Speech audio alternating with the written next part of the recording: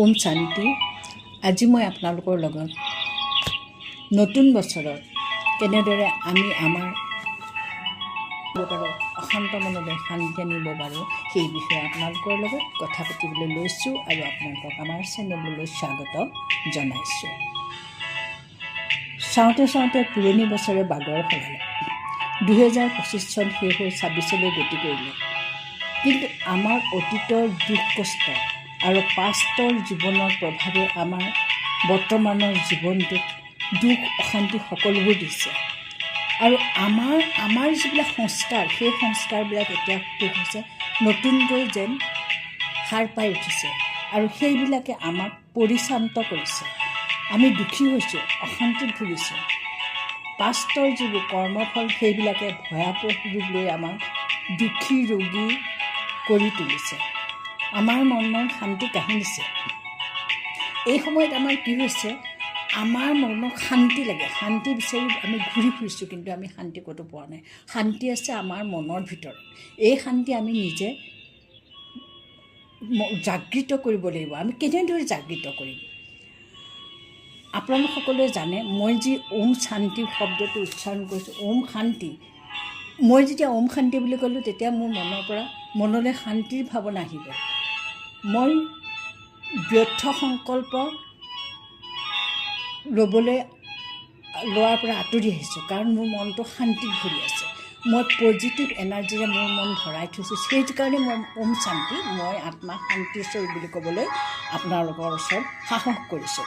বাহিৰত মোৰ যিয়েই নহওক, কিন্তু মোৰ অন্তৰত মোৰ শান্তিয়ে ভৰি আছে, কাৰণ মই যিবোৰ কৰ্ম কৰিছোঁ ভাল কৰ্মেই কৰিছোঁ। সেইকাৰণে মই আপোনালোকক ক'ব খোজোঁ যে আমি যদি ব্ৰহ্ম মুহূৰ্তত পৰমাত্মাক চিন্তন কৰি শক্তিশালী শুদ্ধ সংকল্প গ্ৰহণ কৰোঁ, তেতিয়া যেনেদৰে ওম শান্তি বুলি কওঁতে আমাৰ মনলৈ শান্তি আহিলে, সেই সময়ত যেতিয়া আমি ব্ৰহ্ম মুহূৰ্তত আমি সংকল্প লওঁ, সেই সংকল্পত যি এনাৰ্জিৰ জন্ম হ'ব, সেই পাৱাৰফুল এনাৰ্জিয়ে আমাৰ মনৰ স্থিতি শক্তিশালী নিশ্চয় কৰিব আৰু কৰেও। সেয়েহে মই ভাবিছোঁ এইবাৰ নতুন বছৰ প্ৰত্যেক দিনে অমৃত বেলা, আৰম্ভণিৰ পৰা অমৃত বেলা আমি মনক শক্তিশালী বিচাৰ ভাৱনাৰে চাৰ্জ কৰিম।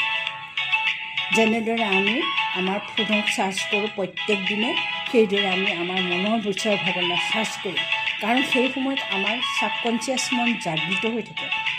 সেই মনে শৰীৰক নিশ্চয় চাৰ্জ কৰিব। মনে শৰীৰক যেতিয়া চাৰ্জ কৰিব, তেতিয়া আমাৰ সূক্ষ্ম শক্তি, যি শক্তি আমি চকুৰে দেখা নাযাম, এই শক্তি আমাৰ ব্ৰেইনলৈ গমন কৰিব। অৰ্থাৎ ব্ৰেইনে সেই শক্তিক ধৰি ল'ব আৰু তেতিয়া আমাৰ মন আৰু শৰীৰৰ পৰা যিবিলাক আমাৰ দুৰ্বল ভাৱনা, ৰোগ শোক, যিবিলাক নেতিবাচক ব্যৰ্থ চিন্তা ভাৱনা, সেই সকলোবিলাক আমাৰ মন শৰীৰৰ পৰা ধীৰে ধীৰে নাইকিয়া হৈ পৰিব। নিজেই সেইবিলাক ডিলিট হৈ যাব আৰু আমাৰ মনো স্বাস্থ্যৱান হ'ব আৰু শৰীৰৰ স্বাস্থ্যৱান হ'ব।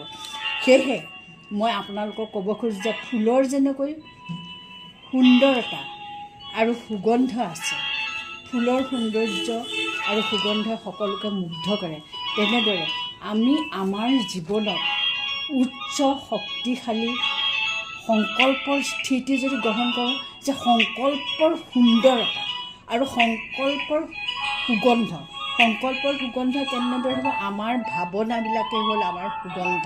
আমাৰ মনৰ পৰা যিবিলাক পজিটিভ ভাৱনা উৰি যাব, সেইবিলাকে আমাৰ পৰা সুগন্ধ হৈ চৌদিশে বিয়পি পৰিব।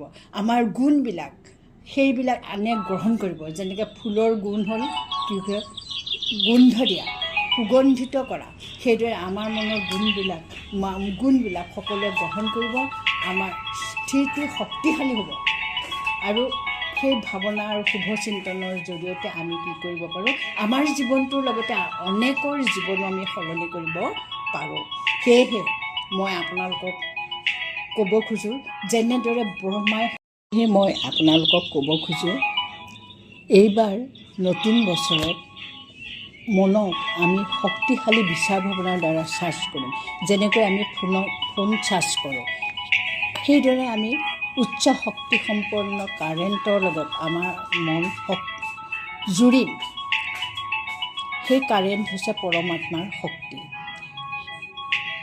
সাধাৰণতে ব্ৰহ্ম মুহূৰ্তত বা অমৃত বেলাত আমাৰ ছাবকনচিয়াছ মন জাগৃত হৈ থাকে আৰু সেই সময়ত আমাৰ আমি মনত যি শক্তিশালী বিচাৰ ভাৱনা বা সংকল্প ল'ম, সেই সংকল্পই শৰীৰক নিশ্চয় চাৰ্জ কৰিব আৰু আমাৰ সূক্ষ্ম শক্তি গৈ যাক আমি চকুৰে দেখা নাযায় ব্ৰেইনলৈ শক্তি কঢ়িয়াব আৰু তেতিয়া মন আৰু শৰীৰৰ পৰা ধীৰে ধীৰে ব্যৰ্থ নেতিবাচক ভাৱনা চিন্তাবিলাক নাইকিয়া হৈ শুদ্ধ শক্তিশালী ইতিবাচক ভাৱনাই মন শৰীৰ ভৰাই তুলিব।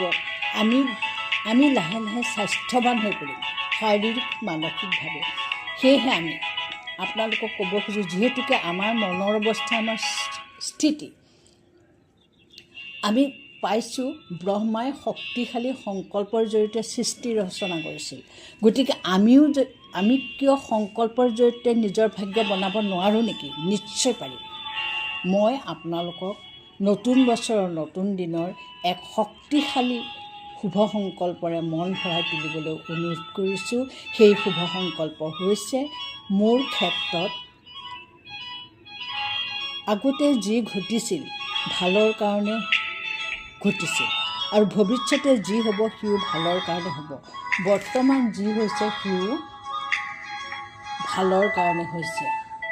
এয়া হৈছে শক্তিশালী শুভ ইতিবাচক সংকল্প। এই সংকল্পৰ জৰিয়তে আমি আমাৰ বৰ্তমান ভৱিষ্যত গঢ়ি তোলোঁ। আহক নতুন বছৰৰ কাৰণে আপোনালোকক সকলোকে শুভেচ্ছা জ্ঞাপন কৰিলোঁ। ধন্যবাদ।